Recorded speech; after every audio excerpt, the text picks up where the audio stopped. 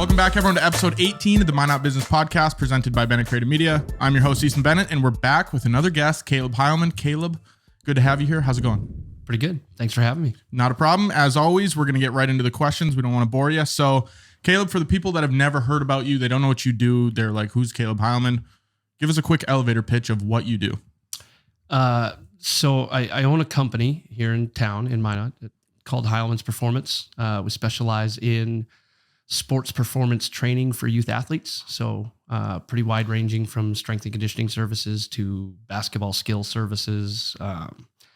We do baseball, softball skill services. We added a football skills program just a couple of years ago with adding an employee with a football background. Goodness, we offer swim lessons in the summer. My wife runs that service for us.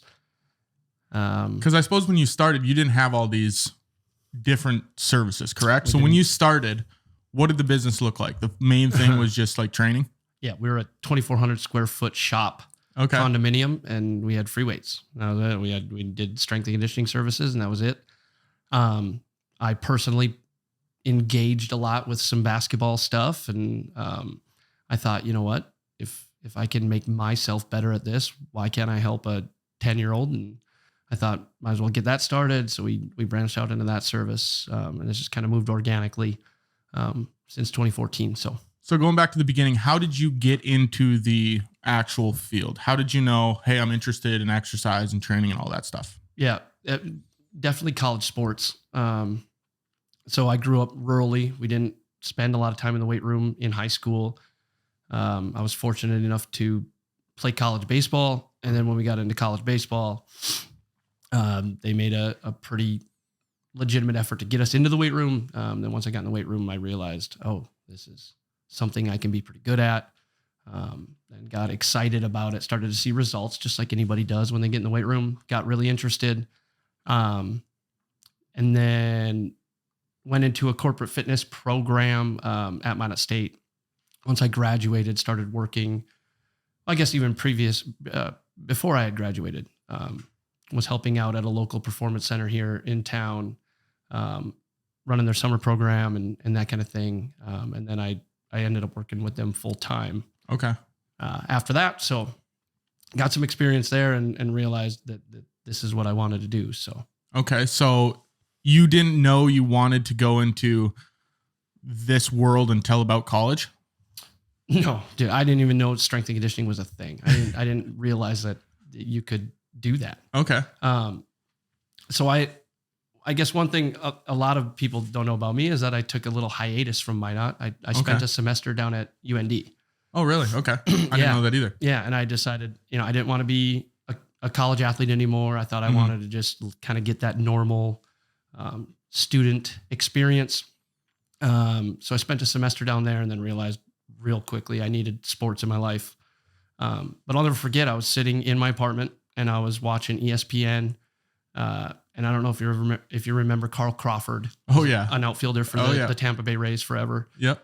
And they just had a short special segment on ESPN on him that day. And he was working with a strength and conditioning coach. He was working with his own private trainer. And I thought, man, this guy's got it made. This is fantastic. Right? He just spends a couple hours a day with Carl Crawford. And hangs out with him. Yeah. Just his buddy. Yeah. Shows him how to optimize, his potential physically for baseball. And I thought, that's it. That's what I want to do. So came back to Minot, got back on the baseball team, got into the corporate fitness program, and because you've worked with is it the Blue Jays?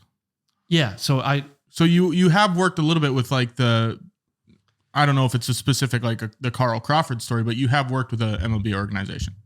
Yeah. So in an internship, that story is kind of unique in that I had a roommate that I played baseball with that still to this day is one of my greatest mentors. He's like 3 years younger than me. And one of my best mentors. But he was just unbelievably driven. Obviously very intelligent. So I lived with him for a couple of years in college. And out of school, he went and did an internship with the Anaheim Angels and then ended up going to physical therapy school. Back when they were in Anaheim. Yeah. Then I went to physical therapy school at Duke University. Their head of the physical therapy program had some connection to the Toronto Blue Jays through spring training. So he had some opportunities to go there and help out. Parlayed that into a full-time position with them. Okay. So then once he was full-time with them, had invited me out to do some internship work with them. And so he's like, I got this guy back in North Dakota. Let's ship him out here. Yeah. And that was a fantastic experience. Yeah. I was going to ask you, so how was it working with, is everything just, because people always say when you work with these professional organizations, it's just top notch. Everything's top notch down to the finest details. Is that somewhat true? I think so. The resources are just incredible there. They're so limitless that, that part didn't surprise me. Obviously Toronto is a pretty large market team. Yeah. But I would say, without sounding arrogant, that it was kind of the opposite. Okay. I felt that it was huge for my confidence for me to get into that staff and then kind of realize like, well, these guys, they do a really good job, and they run a really tight ship. And it was fantastic to see that, all the moving parts and all the working parts of such a large organization like that, and to see how they organize it and orchestrate that. But on an individual level, these are normal sports. So you kind of professionals. You felt like you fit in a little bit, which grew the confidence. 100%. Which has probably helped a ton going back into your own business back here in Minot. For sure. Yes. So did you always know, were you always business minded? I know you didn't really get into the exercise world until you kind of found it in college, but were you always business minded? Is that something that one day down the road, you're like, I want to start a business one day, or when did that kind of click? I don't know that I always knew I wanted to start a business, but I think I've always been pretty entrepreneurial minded. Okay. Organizationally minded, I guess. I was always the guy when I played Madden as a kid that you start the team and you draft the team, and you organize the team, and then you play one game and like, I want to do it again. Yeah, let's restart it. Yeah. Right. I wasn't ever really interested in the execution. I just wanted to organize and manage and that kind of thing. My dad was an entrepreneur his whole life. So he built houses. So I think some of that was just kind of built into me. So kind of apple didn't fall too far from the tree. Correct. Yeah. Cool. Yeah. So business wise, I know in the beginning, you've got a lot of staff now and people helping you out and everything. But when you first started, did you have to wear multiple hats in the beginning? And if so, what did that look like? For sure. I did everything. I was the janitor. I was the payroll, the human resources, the lead strength coach, all of it. So the nice thing about running the private facility was the hours are pretty segmented, right? You're pretty much a before school and after school program. Outside of the work that I was doing with the Minot State baseball team, I didn't have a lot of duties to do during the day. So basically we'd get in at 6 o'clock in the morning, and we'd train all our morning athletes until 8 o'clock in the morning, and then they go to school. Then clean the gym, whatever. You had 5-6 hours train to myself. do whatever. I wasn't much of a reader prior to marrying my current wife, but she's an avid reader. So I spent a lot of my days reading and trying to learn and guide my own professional development. And then of course at about 3 o'clock, the after school program would start. And so are you reading books that are like personal development as far as business stuff goes? Are you reading more exercise science stuff? A little bit of both. Okay. I always tried to have kind of one of each going. I always make it a point to do things I'm not great at early in the day.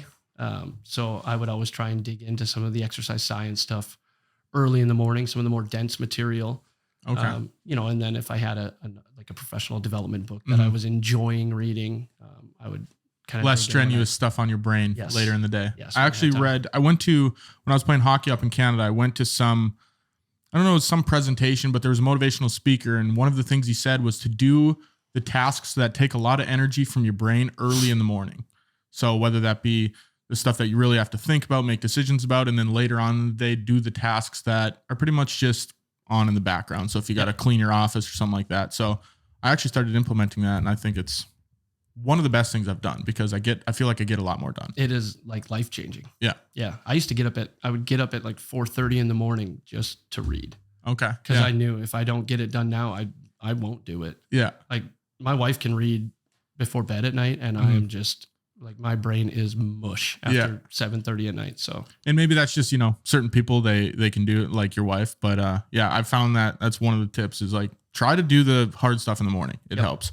So did you ever suffer from like imposter syndrome when you started your company? Like where you're like, should I be running a business? Or were you always like, this is the way? Yeah. I don't think that ever goes away.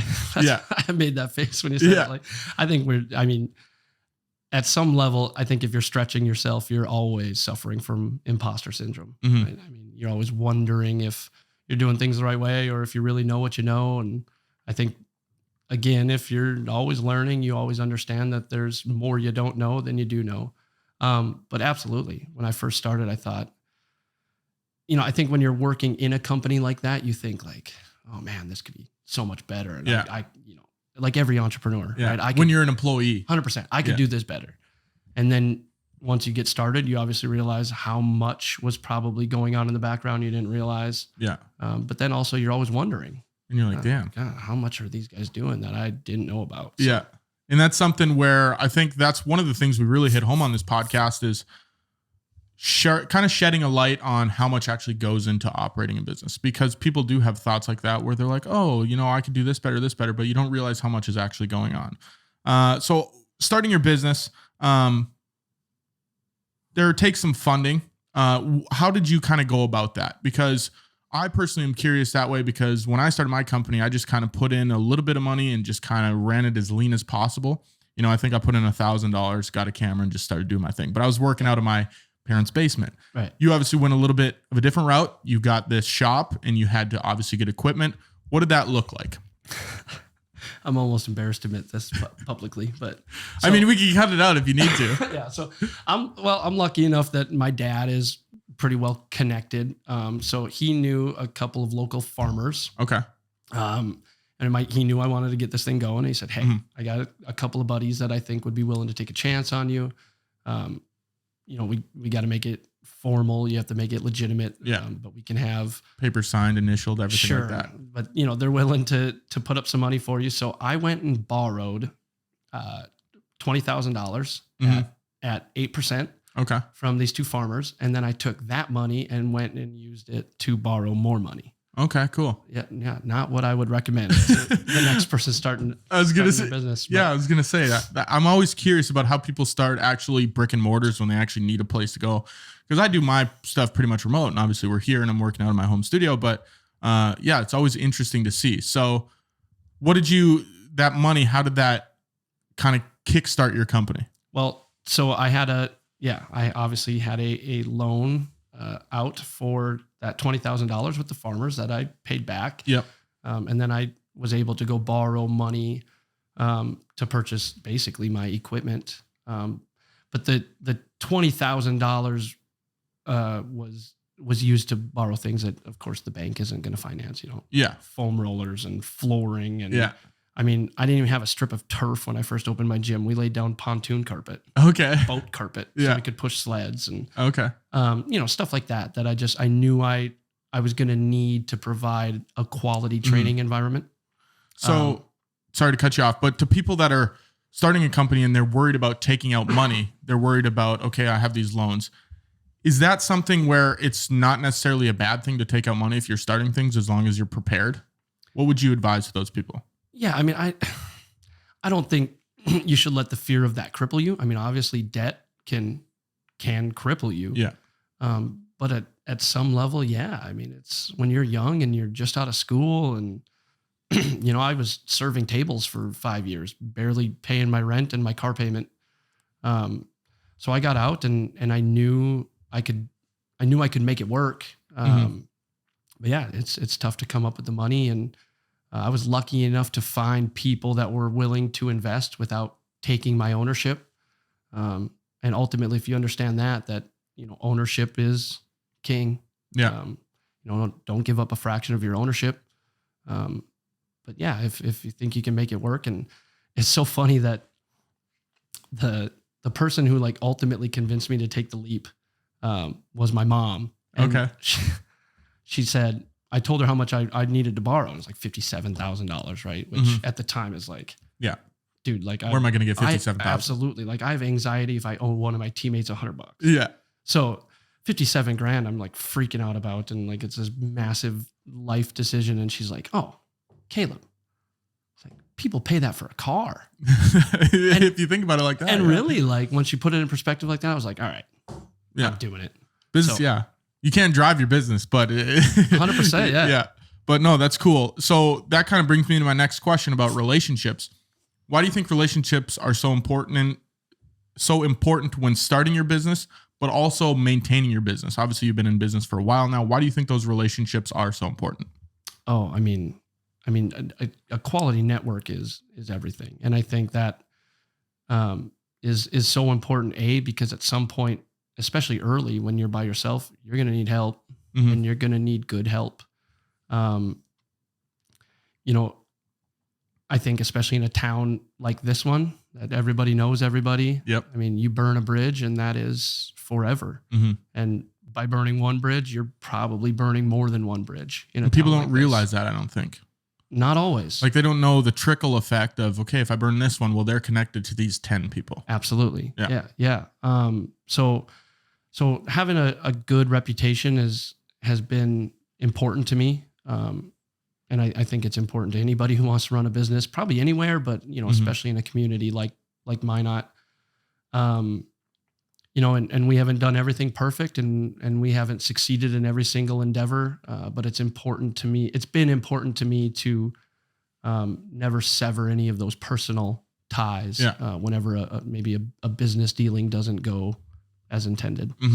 So pivoting a little bit now more into the athlete side of things, how did you go about getting those first clients, your first athletes you trained? Yep. So like I said, I was already working at a local summer program. And if I'm being honest, I kind of just had a sense that if I left, that these athletes I had developed the relationship with would probably follow.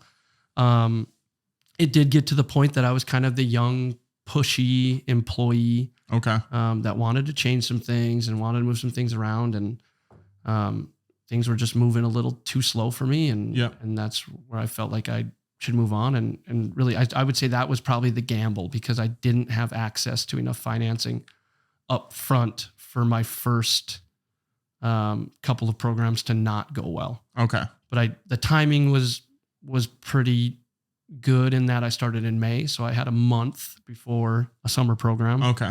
And I suppose that helps then. Yeah. And because kids aren't in school. Right. Summer programs are always more lucrative. So I knew if I could get through May, I thought I would at least have, 4 weeks to get some marketing out there and hopefully get some people in for.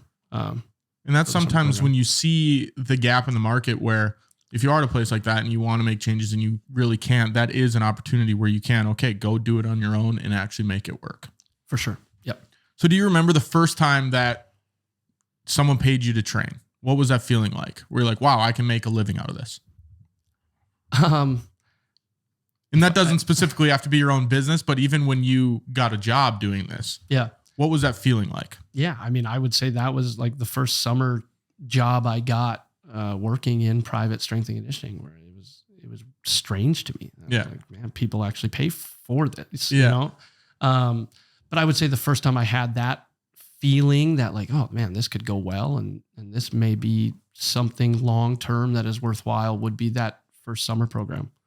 I mean, I think I went to the bank with my first deposit and it was like 12 grand, and I was like, I've never seen $12,000 in a checking account before, So, I mean, that was probably my first realization of like, okay, like this is just the tip of the iceberg for what something like this could be. Like, obviously sports are not going anywhere anytime soon in our society. And the preparation for them is not going anywhere. So, that was kind of my first realization of like, this might be a good long-term investment. I don't think it's ever going to be big money or quick money, but if you do it right, there's definitely a long-standing market here. So that's what's kind of cool about running a business is there's a certain point when you hit, it's not necessarily one moment, But when you hit something where you're like, oh, it's almost like a clicking moment, like this might work. I remember when I was doing it, the first year I was in business, I made like $8,000 for a full year. Yeah. And I was like, wow, I can't live off $8,000, right?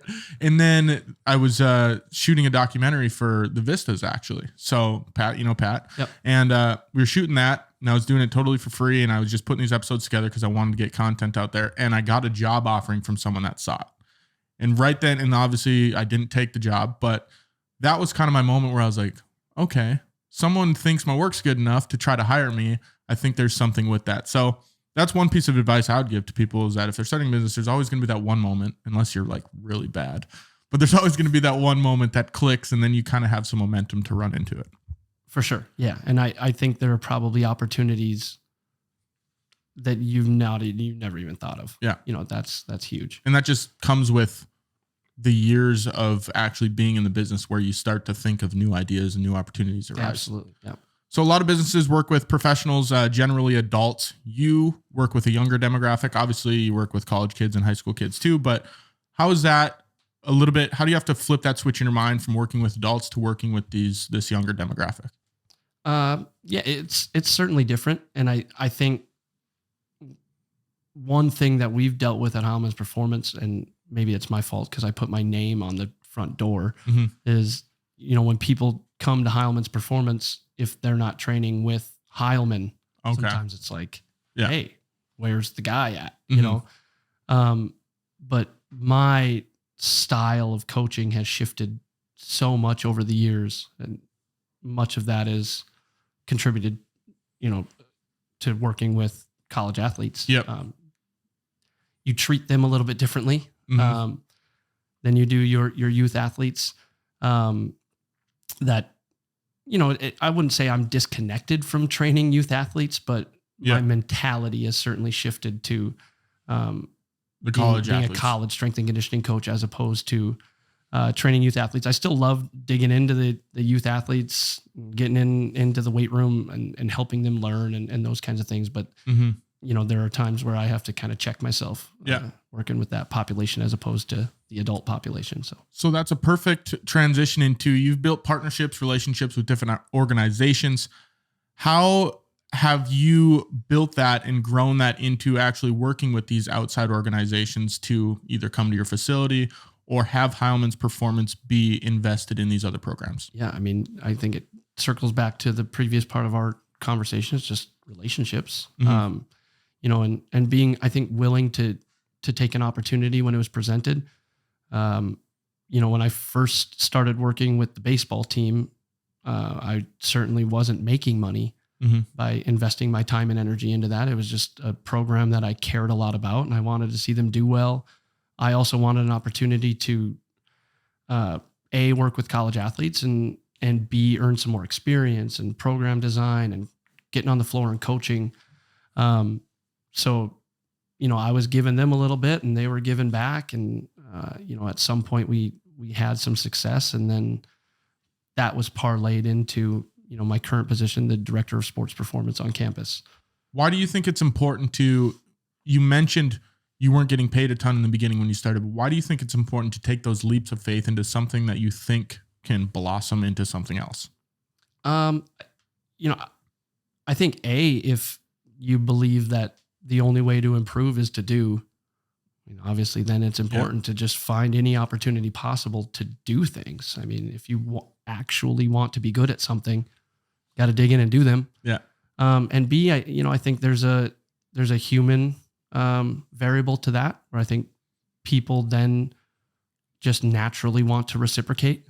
So I do think it got to the point, on campus where it was like, hey, this guy's kind of been in the background, doing a really good thing for one of our programs. So when that position opened up, it was, probably thought that maybe we should at least have a conversation with him and see what he can provide for us. And so I do think humans just naturally want to reciprocate good deeds, and you do good things, and typically they'll come back to you.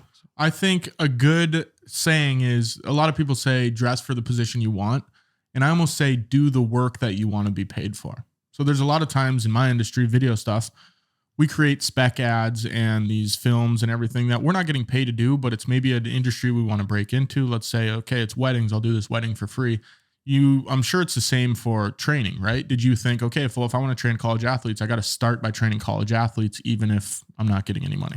Absolutely. Yeah. Yeah. And the nice thing about it was I could, I could sprinkle in some altruism there. It made me feel good that I was giving back to a program that I was a part of, Of course it was an opportunity for me. And then, also I wanted to prove to myself that I could manage a weight room full of college athletes. Yeah. Obviously that's different than managing a weight room full of 11-year-olds. Yeah. The egos are a little bigger. And, yep. So yeah, I wanted to prove that I could dig in and manage that and help those guys improve too. So how do you get to know your athletes on a personal level? Why do you think it's important to get to know them on a personal level instead of just, I'm your coach, I see you 1 hour a day and then we're gone? I think it just happens kind of organically. I don't know that it's really forced. There are obviously some coaches that are better at it than others. And there are also some athletes, especially at the college level, I'd say that don't necessarily need that. Or, Okay. Want that. There are some athletes, especially on campus, that the relationship really is transactional. That it's, hey, I'm here to get my stuff done. Tell me what I need to do. Tell me how to do it. Make sure I'm doing it properly. And then I got to go. Yeah. I'll see you tomorrow. Yeah. Yeah. But for the most part, I would say, especially at the college level, there's so many of them, especially on our campus. I mean, we have 459 athletes. Oh, dang. So to have an individual relationship with all of them is obviously, I suppose it gets difficult. Not realistic, but you get close to guys, especially guys that are there for, goodness, with COVID, we've had guys on campus for 6 years now. Yeah. That you just get to know them and you get close to them. I think most importantly is that you're able to channel energy and develop a relationship with the group as a whole. You have a different relationship with each team. And that is important. Absolutely. That they can see you as a person and they can trust you, and you're such a huge part of their development. So going back to Heilman's performance now, I want to talk a little bit about the implementation of the sports specific training. So what was the thought process behind that when you started adding? I know you added the batting cage and you got the basketball court. What does that look like, or what did that look like when you were having this discussion, whether it's with yourself or other people, and hey, we should start adding these skills? Yeah. So I think just being so infant, but also having adults working there. I knew when I opened the company, I didn't necessarily want to be, one adult oversight, with oversight, hiring a bunch of hourly employees to just kind of piece things together. I knew I wanted some salaried employees and adults that, when parents came and dropped their kids off, it's like, okay, that's not a 20-year-old. Just some random. Yeah. Not that 20-year-olds aren't capable in the weight room, but I think it's nice to see that, like, oh, those are clearly adults running the show here. Yeah. So I knew I wanted that. And with that, of course, comes, more demanding pay scales. So our business model had just always kind of been that, everybody has to be capable in the weight room. Everybody has to be willing and able to help with strength and conditioning. But in order to scale the pay, we have to add these kind of specific areas, complementary services. Yes. Okay. Cool. So obviously with Pat, baseball was kind of an easy thing to do there. I had kind of started the basketball skills stuff. And then, when we had Sean come on, it was kind of creative stuff, creative media, plus strength and conditioning. So as far as a business in general, if we're talking to someone that's starting a business or they offer one service, what would be your advice on adding more services to grow the business? Yeah. I was actually thinking about this before I came. Okay. I think being able to understand the difference between growing and scaling is really important, because they're completely different. I mean, growing isn't generally difficult. And if you're in, I guess a business like yours where, in order to grow, you probably don't need more square footage. You don't need to really add any overhead all the time in order to grow. Yeah. A lot of yours probably comes in the form of opportunities or maybe more time. Yep. But in a service-based industry like ours, typically in order to grow and add services, we typically need more square footage, which then of course adds more utilities and those kinds of more things. Overhead. Yeah. So trying to figure out how do how do you scale a business as opposed to just growing? You know, a lot of times your options aren't adding 800 square feet. A lot of times it's you add 0 square feet or you add 6,000 square feet. Yeah. It's like, okay, well, I don't know that you can't pick. Like, I just need 300. Yeah. 100%. Yeah. So especially, you know, early on, you are oftentimes pigeonholed into some of those decisions. So with the complementary services, you know, that was a huge part of like, God, can I squeeze a basketball court in over there? Like, if I can do it, I'm going to do it, you know, and that was part of the scaling as opposed to, you know, just growing. Where, you know, I guess if you're going to take on more square footage, that's always been our thing is we're going to try and monetize every square inch of this facility, even if it's not perfect. At some point, you're going to get somebody out there that sees this as valuable and wants to come utilize it. So that's a question I actually didn't have on here, but I wanted to ask you about. You started with the one shop, correct? Yep. What did the transition like into getting the whole, because now you have the whole complex, correct? Not the whole thing. We have 3 of the 4 units. Okay. So what did it look like when you were expanding? So we started in that 2,400 square foot unit. Yep. Right next door to the west was a 2,400 square foot unit. And I was lucky that the people that were leasing that unit actually purchased theirs and my unit. From my landlord. So my landlord changed. So my landlord was right next door, which was nice. After we grew for a little bit and Pat was considering getting out of college sports and, you know, wanting to settle down and have a little more consistency to his life, I said, well, what do you think about putting a batting cage up in here? And, you know, you can help in the weight room and try and supplement your salary with some baseball stuff. I went next door and said, hey, you guys have any interest in moving over and letting me knock this wall out? And so then we cut the wall out. So then we were 4,800 square feet, put the batting cage in. And then ironically, I'd always had a basketball hoop just sitting out in the driveway for kids to just shoot around on and dink around before or after training sessions. One of my buddies was down and he's like, hey, I think you could shoot hoops in here. And I said, well, I'll test it. So I went out and grabbed the basketball court and wheeled it in there. And I was like, this is it. Like, this is money. I'm buying a basketball court. Let's go. So then we had batting cage, basketball court in the weight room in that 4,800 square foot facility. Then when we took on the contract with the university, that provided some more, you know, financial freedom that we cut a doorway in then to the current weight room, which is now in a 3,600 square foot facility. Baseball and basketball services are in that old 4,800 square foot facility.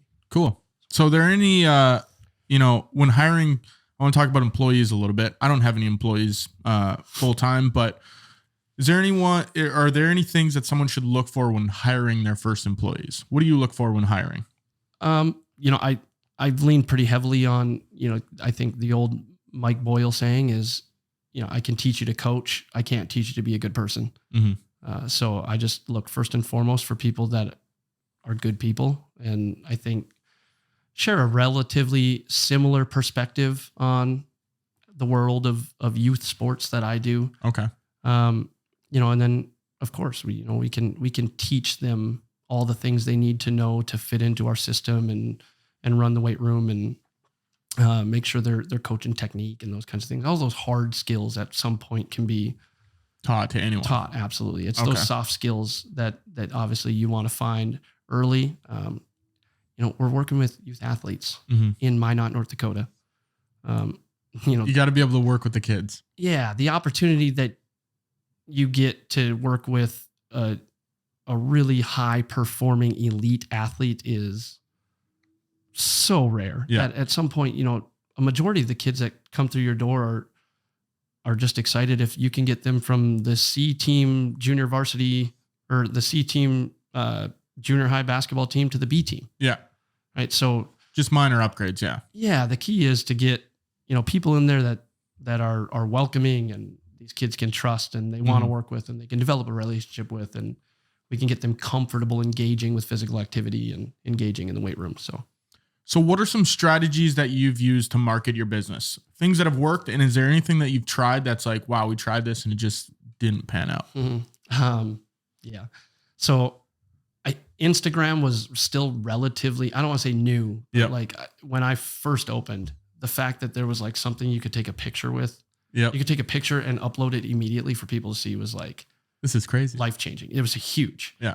Cause that was always my thing was I didn't want my marketing to just be, I didn't want it to be fluff. I wanted people to have a real candid look into what we were doing. Yeah. Cause I think that's important. Obviously, if you're a new service, most people are just curious about what's going on inside those walls. Instead of making it look picture perfect, you have like, hey, here's what's going on right now. Absolutely. So that was really my only strategy early was like, if I think somebody is doing something that's worth sharing, I'm just going to film it. Yeah. And I'm going to put it out there and let people see it. And if they think that's something they would want their kid to be doing or be able to do, then they're probably going to give me a call. The early days of Instagram. That was crazy. Yeah. I mean, no stories. No, it was literally just a video or a picture on a feed. So, it sounds so simple, but that was really it early. And then of course you could link it to your Facebook account. Yep. So it posted to Instagram and Facebook. And I would say more of our target market was on Instagram, but their parents were on Facebook. So to be able to hit both of those. 2 birds stoned at once, they say. Yeah. And it's free. Yeah. Well, that's a nice part. You don't have to pay thousands of dollars to run a TV ad or go on the radio or anything. And that's kind of how social media almost changed the game for marketing. Yes, it's crazy. And there's so many more eyeballs. Oh, yeah. It's awesome. What do you enjoy? Only a couple more questions here for you. What do you enjoy about the business process? What's kind of your favorite thing as far as the business side of things goes? I think at this point, just seeing it grow, I mean, is super rewarding. I think what I had mentioned previously, just getting kids in and seeing them engage and get comfortable in the weight room. And we'll get kids that come in that have, they're so shy and timid at 10 years old. And then they'll come every summer. And by the time they're 15, 16 years old, it's like, oh, it's a whole different person. Yeah. You're confident and you're turned yourself into a pretty good athlete. And, you're engaged in conversation with these guys that you've been working with for 5 or 6 years. And, that has been super rewarding. I had said when I first opened it that I wanted it to be a place that you would have had to kick me and my friends out of. Yeah. And I think where you can hang out at. Yes. And I think that along with the people we've hired, it's become that. I think we've done a good job of, really, I just hired my friends. I mean, but they're so good at getting kids comfortable and they're such likable guys that, we have that. We have people come and you can genuinely tell like, this is probably the best part of their day. Like they're excited to be here. So that's been super rewarding.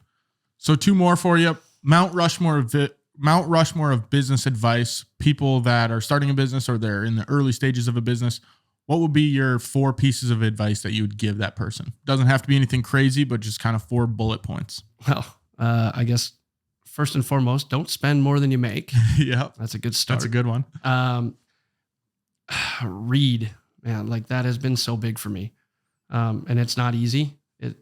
I was not a good reader when I first started, but again, it's just a hard skill like any other thing. Like you sit down and get yourself to do it. But, I always say that like, if you can liken learning anything to learning a new language, like watching YouTube and social media is like taking a class on that language and reading a book is like going to live in that country.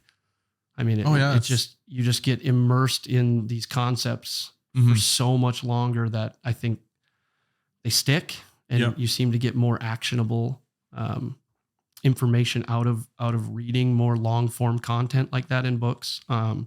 So for me, just being willing and able to sit down and consistently read has been so big for me and my growth. I think you alluded to it earlier. Be willing to wear multiple hats. I don't think there's any way around that. Unless you have partners or something, but most people when they start, it's just kind of them.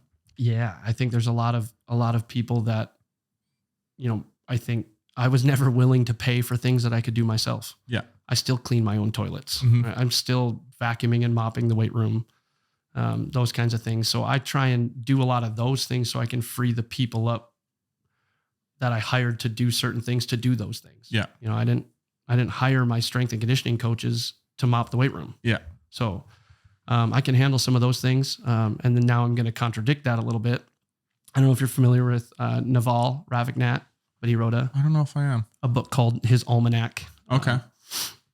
And he always says, if you consider yourself a leader in your organization, Yep. anything that does not require energy to be creative or a personal endeavor, interpersonal endeavor, Yep. should be delegated or automated. Okay. And that for me, I had also read, probably 5 or 6 years ago, the 4 Hour Work Week. I don't know if you're familiar with that. Yep. Tim Ferriss. Yep. And that's obviously about automation, right? The whole thing is automation. your entire life. Yep. And I don't know that I'll ever get to that point, but that was huge for me. Yeah. To really kind of dig in and figure out, okay, what am I wasting my time on? Where am I wasting time and energy? Yeah. What can I delegate? What can I automate? Again, without devaluing the people that I've hired. Because I don't love that either. I don't love when people hire people to do a certain job and then all of a sudden you're spending 6 hours a day cleaning toilets. Yeah. You're getting the strength coach, but you also have to do this on this side. And I think especially when you're in these service-based industries, like we put such a high premium on intellectual ability in coaching, right? Yep. Like your job is to out intellect, right, the opponent. And now we're going to tell you, but also 6 hours of your day is to go clean that toilet and mop the weight room. A lot of, I think it devalues that employee-employer relationship. But yeah, delegate and automate whatever you can without devaluing the people. I like that. It's kind of pulling from both sides. Last one I got for you. What's your North Star? Is there anything on the horizon that you're looking to bring or anything that you're working on? Or just kind of getting better day after day? I think we still have a lot of work to do here. In our current space, we're trying to own. So we're trying to figure out a way to purchase the property we're in, or find a different property. That's, January 1 of 2024 is kind of the target date for that. Okay. We'd like to have a little bit of ownership in actual commercial real estate. So that is something I've committed a ton of time and energy to lately. Yep. Trying to figure out how we get that done. But I would say longer term, I'm still committed to making sure that kids and athletes in rural communities have an opportunity to engage in quality strength and conditioning. Yeah. Because like I said, it was something that if you would have taught me how to do it when I was 11, 12 years old, I would have never left. Yeah. You would have had to kick me out of the weight room. I just fell in love with it in college. Mm-hmm. But I went to school in a rural farm community and we didn't have a great weight room and we didn't really have anybody 100% committed to teaching us how to utilize it the right way. So yeah. So you want to fill that gap in the market there? Absolutely. Yeah. It's important. Cool. So awesome. Well, that was a good conversation, Caleb. Thank you very much. Where can people find you on the internet? How can they, learn more about Heilman's Performance? We have a Facebook, Instagram, Twitter account. It's all, I think, just at Heilman's Performance. Cool. Again, I've hired out for that to be run. So I don't really engage much with the social media anymore. Mm-hmm. I'm pretty committed to just doing what I'm doing in real life. There you go. But yeah. Cool. We'll throw all those links below. Caleb, thank you very much for coming on. Absolutely. We will see you guys next week for episode, I don't even know, this is 18. We'll see you guys next week for episode 19 of the Minot Business Podcast.